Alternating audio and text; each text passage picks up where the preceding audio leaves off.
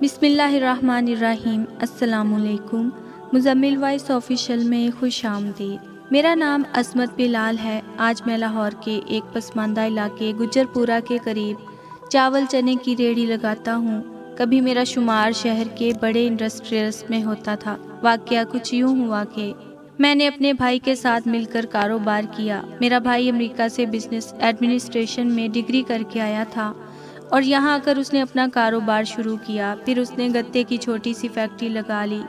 کچھ ہی عرصہ بعد اس نے گتے کی ایک فیکٹری کو 3 میں بدل دیا اور اس کے بعد پلاسٹک کی انڈسٹری میں بھی پیسہ لگا دیا۔ میرے بھائی کا ہاتھ پارس تھا، جس چیز پر پڑتا اسے سونے جیسا انمول کر دیتا تھا۔ فقط 7 سال میں ہم 9 چھوٹی چھوٹی پلاسٹک اور گتے کی انڈسٹریز کے علاوہ 7 بڑے بڑے ٹیکسٹائل کے سپننگ یونٹس کے مالک بن گئے تھے۔ اسی دوران میرے 2 بیٹے اور 1 بیٹی، جبکہ میرے بھائی کے ہاں فقط 1 بیٹی پیدا ہو چکی تھی۔ شومئی قسمت کے جب کاروبار عروج پر پہنچا تو میرا بھائی ایک سپننگ یونٹ میں بوائلر پھٹنے کے حادثے میں مر گیا۔ بھائی کی موت کے بعد بھائی کی لاش دیکھ کر بجائے اس کے کہ میرے دل میں عبرت آتی، الٹا میرے دل میں لالچ آ گیا۔ میں نے اپنے وکیل سے مل کر مردہ بھائی کے انگوٹھے کچھ کاغذات پر لگوانے کے بعد سارا کاروبار اپنے نام پر منتقل کر لیا۔ جب بھائی کی موت کے 6 ماہ کا عرصہ گزر گیا اور میں نے اپنی بھابھی کو گھر کے خرچ کے لیے بھی پیسے نہ دیے تو گھر کے حالات انتہائی خراب ہو گئے۔ بھابھی نے مجھ سے کاروبار میں حصے کی بابت پوچھی۔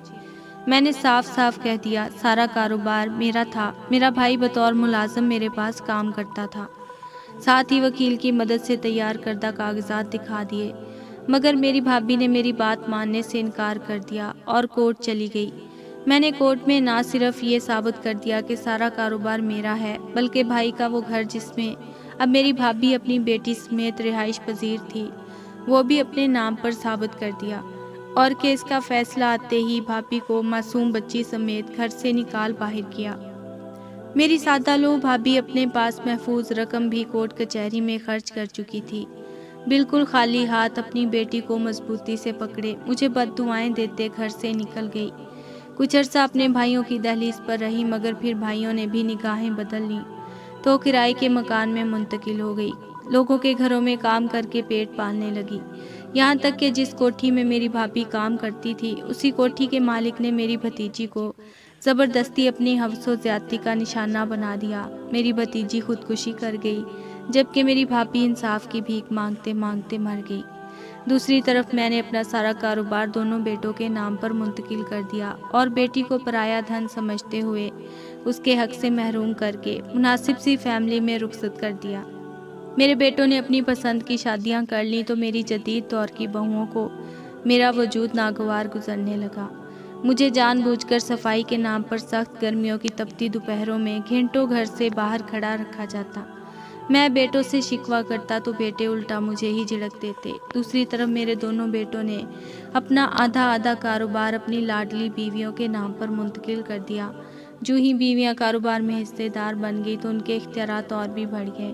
میرے دونوں بیٹوں نے اپنی محبوب بیویوں کے حکم کے سامنے سر تسلیم خم کرتے ہوئے مجھے ایک انتہائی پسماندہ علاقے میں کرائے کے مکان میں منتقل کر دیا۔ جب میری بیٹی کے سسرال والوں کو پتہ چلا کہ میں نے کاروبار میں سے بیٹی کو کچھ بھی حصہ نہیں دیا تو انہوں نے میری بیٹی کو بانجھ ہونے اور کاروبار سے حصہ نہ لینے کی وجہ سے طلاق دے دی۔ جب میری بیٹی کو طلاق ہو گئی تو میں دل میں آس لے کر ایک بار پھر بیٹوں کی دہلیز پر آیا اور ان سے کہا کہ مجھے بے شک نہ رکھو مگر اپنی بہن کو رکھ لو۔ اس نے تمہاری خاطر طلاق کا داغ ماتھے پر سجا لیا، مگر تمہیں کاروبار میں سے حصہ دینے پر مجبور نہیں کیا۔ میرے بیٹوں نے اب کی بار بھی میری بات نہ صرف ماننے سے انکار کر دیا بلکہ آئندہ مجھے اپنی دہلیز پر آنے سے بھی روک دیا۔ میں بڑھاپے کے ساتھ ساتھ اپنی طلاق یافتہ بیٹی کا بوجھ اٹھائے بیٹی کو ساتھ لے کر واپس کرائے کے مکان میں آ گیا۔ میرے بیٹے جو پہلے مجھے خرچے کے نام پر کچھ رقم اور گھر کا کرایہ دے دیتے تھے، جب سے میری بیٹی کو طلاق ہوئی تھی انہوں نے وہ کرایہ اور خرچ بھی دینا بند کر دیا، تو مجبوراً میں نے چاول چنے کی ریڑھی لگا کر گزارا کرنا شروع کر دیا۔ دوسری طرف میرے ایک بیٹے کو اس کی چہیتی بیوی نے قتل کروانے کے بعد اپنی ہی مل کے مینیجر سے شادی کر لی، جبکہ دوسرا بیٹا منشیات کا عادی ہو کر اپنا سب کچھ بیچ کر کھا گیا تو اس کی بیوی نے بھی اس سے طلاق لے کر کسی اور سے شادی کر لی۔ میری بیٹی نے کسی غیر مرد سے تعلقات استوار کر لیے اور بنا نکاح کے امید سے ہو گئی تو مجبوراً میں نے خود اپنے ہاتھوں سے اپنی بیٹی کو قتل کر دیا۔ بیٹی کو قتل کرتے وقت میں نے سوچا تھا کہ کاش میں نے اپنی بھتیجی کو اپنی بیٹی سمجھا ہوتا تو یقیناً آج حالات مختلف ہوتے، مگر افسوس اب پچھتائے کیا ہوت جب چڑیاں چگ گئیں کھیت۔